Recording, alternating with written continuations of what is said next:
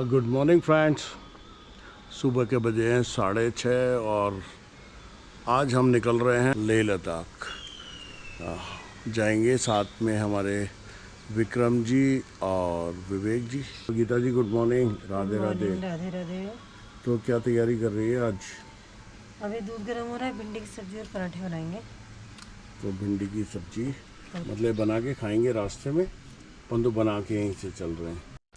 तो सुबह सुबह तैयार हो गई है जी भिंडी की सब्जी, बिल्कुल चटपटी मसालेदार। लेह लद्दाख निकलने से पहले हमने देखा सुबह सुबह थोड़ी सी जो ज़रूरी सामान है वो ख़रीद लें, तो हम विक्रम जी की होटल से बाहर निकले।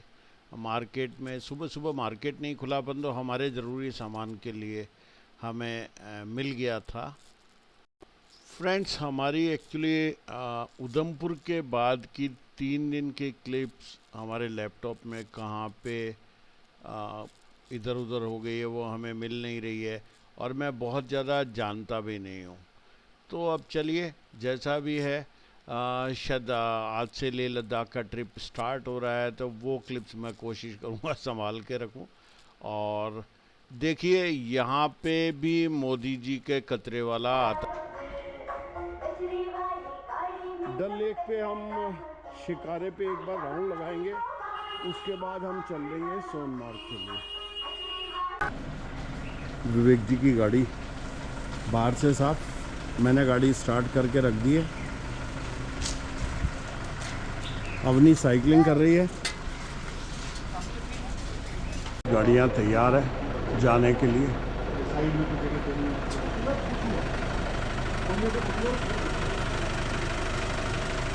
और ये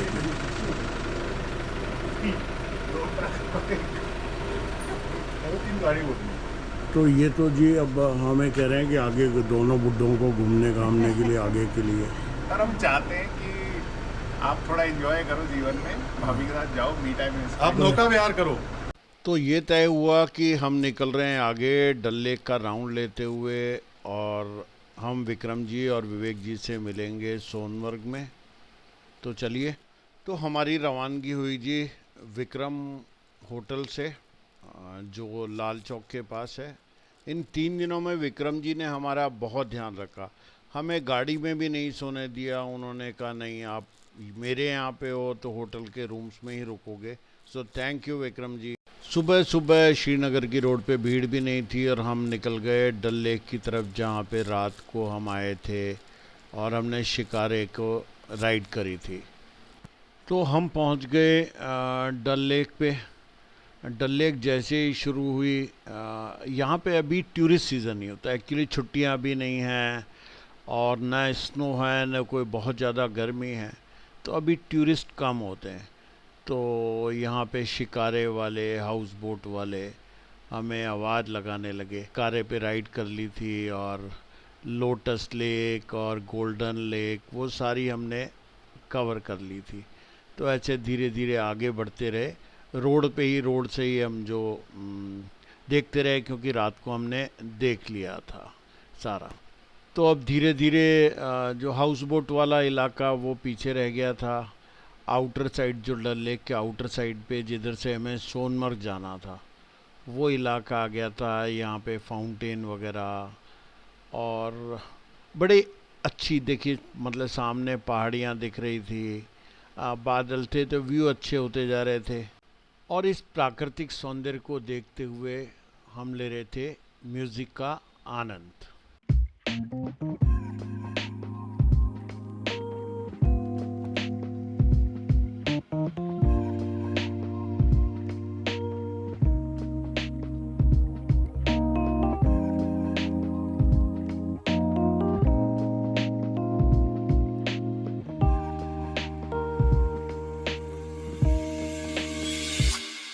फिर आई एक नदी बह रही थी, उसके ऊपर एक बहुत खूबसूरत पुल बना हुआ था और नदी नीचे बड़ी कलकल बहुत अच्छी बह रही थी। तो रास्ते में अगर देखें, रोड के साइड पे नदी बह रही थी और बहुत अच्छी पहाड़ियाँ, और मतलब जो कहते हैं ना मनमोहक दृश्य था। वो सारी अनुभूति होती है। और आगे का ये सोच के ही आगे का एक्साइटमेंट था कि आगे और कितना अच्छा होगा। हालांकि मैं मई में गया हुआ था सोनमर्ग, उस टाइम बर्फ़ भी थोड़ी सी ज़्यादा थी, परंतु ये गीता का पहली बार था, तो बस हम प्रकृति को एंजॉय करते हुए आगे बढ़ रहे थे। जो नदी बहती हुई चल रही थी हमारे साथ साथ, उसका नाम था सिंध नदी। और मेरी इच्छा हो रही थी कि मैं यहाँ पे गाड़ी रोक के थोड़ी देर नदी किनारे बैठूं।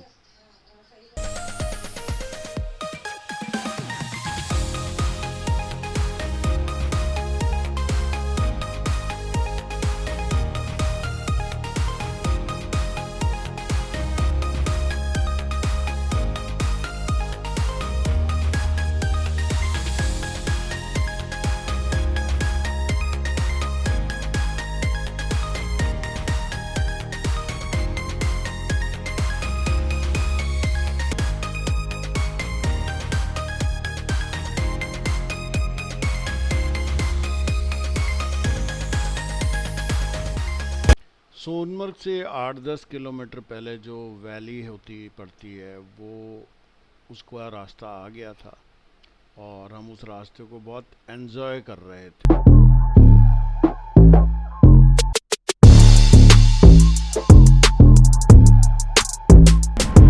सोनमर्ग से पहले एक टनल का काम चल रहा था। उस टनल के उतरते ही एक पुलिया बनी थी लोहे की, तो वो रास्ता आ गया था। मतलब सोनमर्ग हमारे से रह गया था 3-4 किलोमीटर। इस रास्ते को कंप्लीट होने में अभी 2-3 महीने लगेंगे। इससे जोजिला का रास्ता 2-3 किलोमीटर कम हो जाएगा, शॉर्टकट होगा सोनमर्ग के लिए। तो हमने एंट्री कर ली थी सोनमर्ग में। सोनमर्ग में यहाँ पे जहाँ से हम निकल रहे हैं, यहाँ पे बहुत सारे घोड़े वाले, मतलब टट्टू वाले होते हैं, जो ग्लेशियर तक टट्टू पे घुमाने लग जाते हैं और सैलानी बहुत जाते हैं। तो अभी तो सीज़न नहीं है, बिल्कुल खाली पड़ा है, तो वो भाग भाग के हमारे पास आ रहे थे कि घोड़ा घोड़ा करते हुए।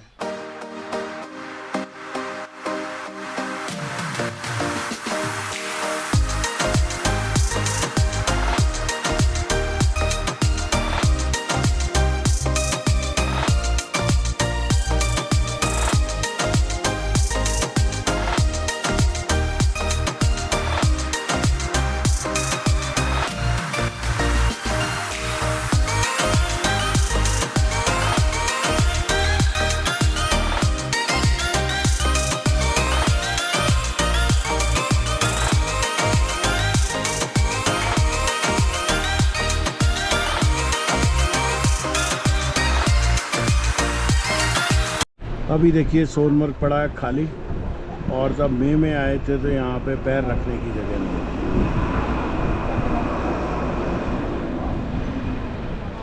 ये है सोनमर्ग का मेन बाज़ार। यहाँ पे टूरिज़्म वाले और J&K के टूरिज़्म का भी ऑफिस यहीं पर है।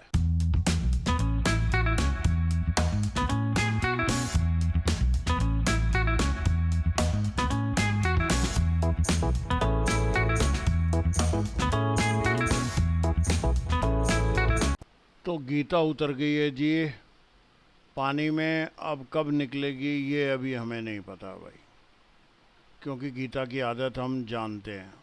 100 रुपया दो, नदी पार कर ले।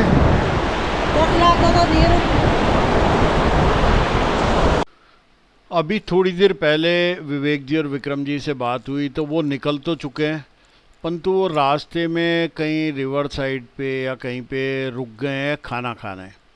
तो उनको आने में कम से कम पौन घंटा तो लगेगा ही।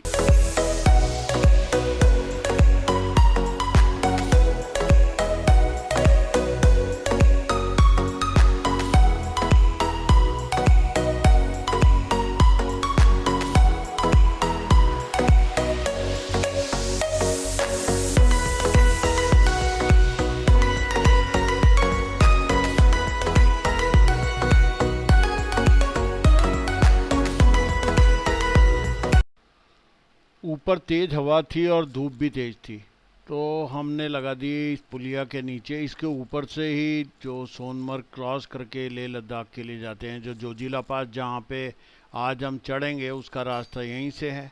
हमने कहा एक चलो चाय बना लेते हैं, तो गीता ने बनाई चाय, हमने ली चाय नदी किनारे। और फिर वो घड़ी आई गई, विवेक जी आ गए सोनमर्ग, और हम अब स्टार्ट करने वाले थे जोजिला की तैयारी। तो एक मेरे लिए तो एक अलग एक्साइटमेंट था, और विवेक जी के लिए भी था कि वो मेरे को लेके जा रहे हैं। तो हम अब स्टार्ट कर रहे थे जोजिला की चढ़ाई। विवेक जी सबसे आगे होते, उनके पीछे विक्रम जी थे, और मैं सबसे पीछे चल रहा था। जोजिला के बारे में बहुत सुना था आज से।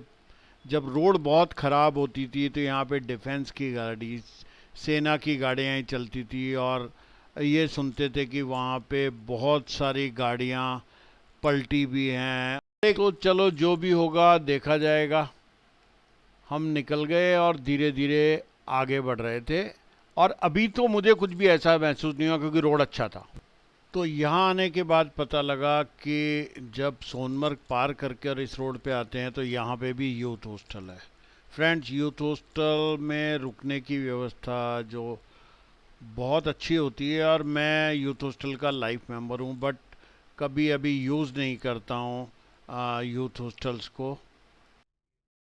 जहाँ तक अभी मुझे लग रहा है कि अब जोजिला का जो रोड है पहले जैसा टफ नहीं है, इजी है, और धीरे धीरे और इजी होता जाएगा।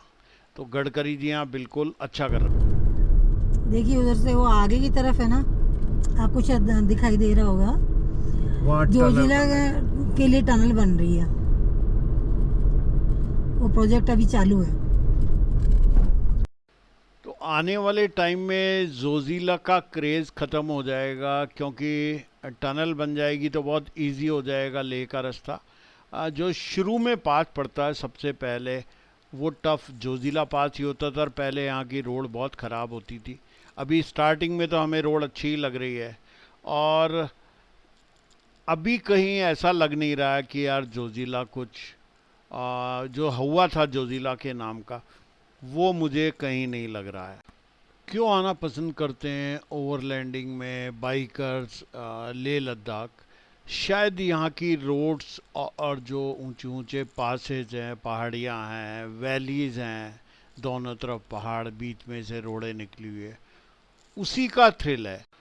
अगर टनल बन जाएंगी तो मुझे लगता है वो थ्रिल ख़त्म हो जाएगा, और जो रोड का एक्साइटमेंट है वो सारा ख़त्म हो जाएगा। विवेक जी और विक्रम जी को मेरी टेंशन थी कि कैसे है, मतलब दोनों ये थे कि भाई इनको अच्छी तरीके से ले चलेंगे एज ए सीनियर सिटीजन। और एक और हुआ था कि जब हरीश जी 2 साल पहले गए थे तो उनकी गाड़ी जोजिला पे नहीं चढ़ सकी थी, और वो वापस आके कश्मीर घूम के चले गए थे। तो उनके लिए, मेरे साथ उनके लिए भी एक चैलेंज था। परंतु यहाँ मुझे लग रहा था कि उन दोनों को मैं लेके जा रहा हूँ, दोनों को मैंने आगे करा हुआ था, पहले विवेक जी और फिर विक्रम जी, और मैं पीछे पीछे जैसे उनको घेर के लेके चल रहा हूँ। परंतु नहीं, हकीकत यह है कि मेरे में कॉन्फिडेंस, वो साथ में थे, इस वजह से ही था। तो चलिए देखते हैं। अब थोड़ी बहुत रोड ख़राब आने लग गई थी, और रोड तो सिंगल थी परंतु चौड़ी रोड थी। कहीं मुझे नहीं लग रहा था कि कोई परेशानी है आपस में। जब गाड़ियाँ पास हो रही थी तो कहीं पे भी कुछ ऐसी घबराहट भी नहीं थी। और यार आपको बताऊँ, ऐसा कुछ भी हुआ नहीं है, मतलब मैं 65 साल का हूँ इसका मतलब नहीं है।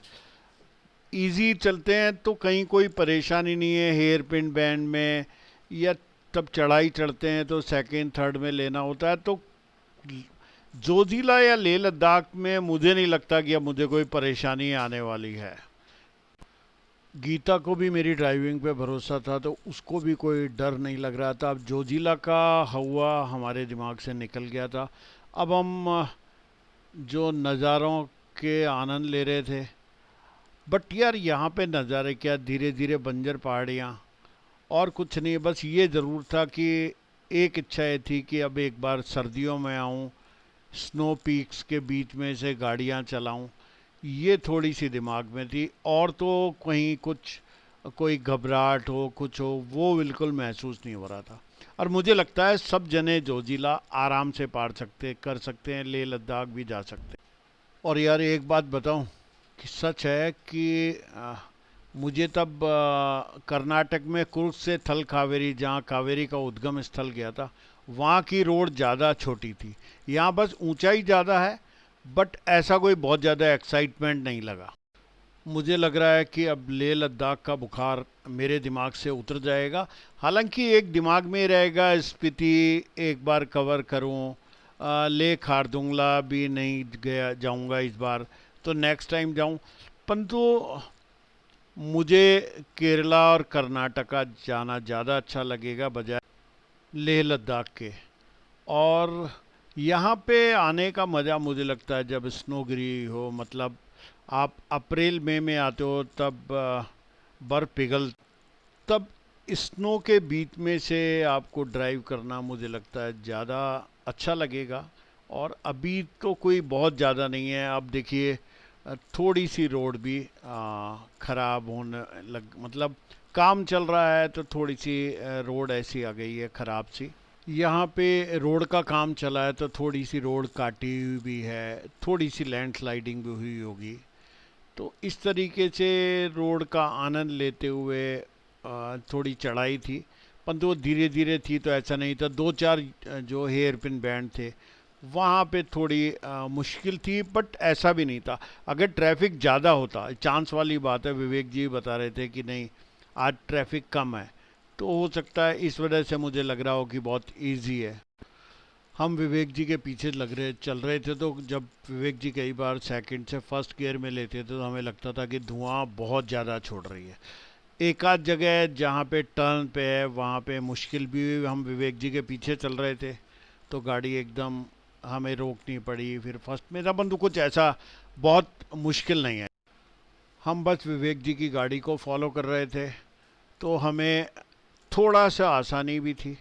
और वैसे यार देखो, ऊपर विवेक जी ने बताया हुआ था कि थोड़ी सी ऑक्सीजन की कमी होगी, उसके लिए तैयार रहना। और मैं हूँ हार्ट पेशेंट, एक स्टंट लगा हुआ है, मेरा जो नी राइट नी है वो भी डैमेज है, तो बट मुझे गाड़ी चलाने में इतनी परेशानी नहीं आती है। तो वो परिस्थितियाँ, एज वाइज 65, तो वो विवेक जी हमारा ख़ास तौर से इसीलिए ध्यान रख रहे थे कि हार्ट पेशेंट, 65 का, नी डैमेज। गीता को मेरे से ज़्यादा मुझ पे कॉन्फिडेंस था, तो वो बिल्कुल कर रही थी, अरे मस्त रहो यार आप तो सब कुछ कर लोगे। मतलब उसको पता भी है कि मैं गाड़ियाँ बहुत चलाता हूँ और इस तरीके से। तो गीता बिल्कुल भी नहीं घबरा रही थी। और उसका कॉन्फिडेंस देख के मेरे में भी कॉन्फिडेंस था कि ऐसे है। जैसे ऑक्सीजन की तो मैंने कहा देख लेंगे यार, जो भी होगा देखेंगे, आगे की आगे देखेंगे, अभी तो है नहीं, फिर लेह लद्दाख में या पैंगोंग वगैरह में देखेंगे। चढ़ाई चढ़ते हुए हमें हो गए थे करीब 2 घंटे। विक्रम जी हमारे से पीछे चल रहे थे, शायद श्रद्धा जी की थोड़ी सी तबीयत ख़राब थी, तो वो आराम से चल रहे थे। हम थे विवेक जी के पीछे और मुझे लग रहा था कि जोजिला पास अब 2-4-5 किलोमीटर में ही आने वाला था। अभी देखिए जो हमारे आगे थे तो ये हेयर पिन बैंड था, यहाँ विवेक जी को एक सामने से ट्रक आ गया था तो थोड़ी परेशानी हुई थी। ये यहाँ पे शायद धूप नहीं आती तो थोड़ा बर्फ़ का भी दिखी हमें। और जो मज़ा आ रहा था उसकी फील जो यहाँ पे आया ड्राइव करके वो ही ले सकता है, उसको बयां करना थोड़ा मुश्किल होता है। जोजिला पास, जिसका नाम बहुत सुना था कि जोजिला पास है, हालांकि मुझे लगता है सर्दियों में थोड़ा टफ होगा, तो एक बार सर्दियों में ज़रूर आऊँगा। अब मुझे लग रहा था कि जोजिला पास के हम ऑलमोस्ट टॉप पे पहुंचने वाले हैं, तो धीरे धीरे आगे रेंग रहे थे। फर्स्ट सेकंड में, फर्स्ट तो कभी कभी हेयर पिन बैंड पे ही था, नहीं तो सेकंड में हम चलते जा रहे थे। और बस विवेक जी की गाड़ी को फॉलो कर रहे थे कि विवेक जी का गैप बना के रखे गाड़ी का 50 से 100 मीटर का। तो धीरे धीरे आगे रेंगते रेंगते हम आगे बढ़ रहे थे। फिर हमें कुछ गाड़ियां खड़ी हुई नज़र आई, तो हमें लग गया कि हम जोजिला पास के टॉप पे आ गए, जहाँ पे लिखा हुआ था आई लव जोजिला। तो हम इस तरीके से जोजिला पे पहुंच ही गए। फतेह कर लिया।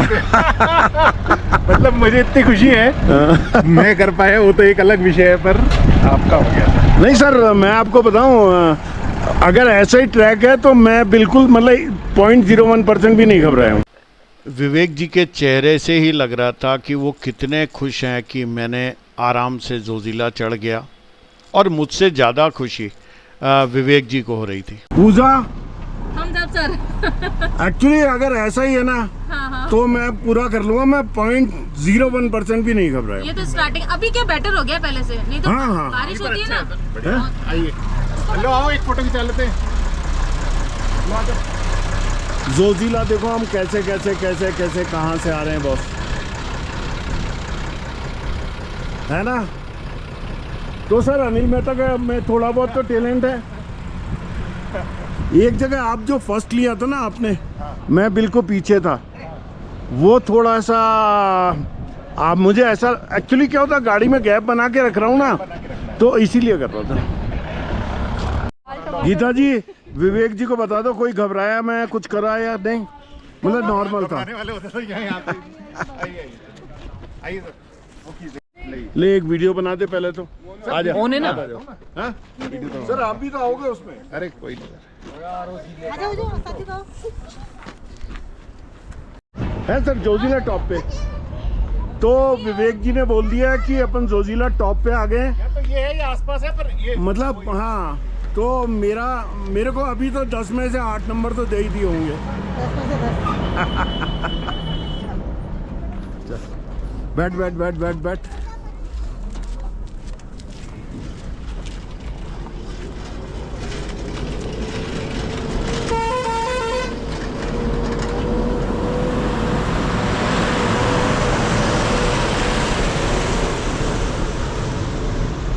तो ये देखो बस नज़ारे जोजिला के। वाह भाई, बीआरओ के कर्मचारी यार दिन रात लगे रहते हैं सड़क में, कुछ भी रिपेयर करनी हो, नई बनानी हो, और 365 दिन चाहे बर्फ़ गिर रही हो, कुछ हो रहा हो, ये लगे रहते हैं। तो भाई इनको तो सल्यूट करना ही पड़ेगा यार। और गडकरी जी यार, आप भी कमाल हो यार, मज़ा आ गया बॉस। नागपुर हो तो वोट मेरा। तो बॉस हम आ गए हैं जोजिला पास 0 पॉइंट पे, 11,649 गिताओ। तो हम आ गए जोजिला पास पे 0 पॉइंट पे। I love BRO, Zoji La 0 point पे।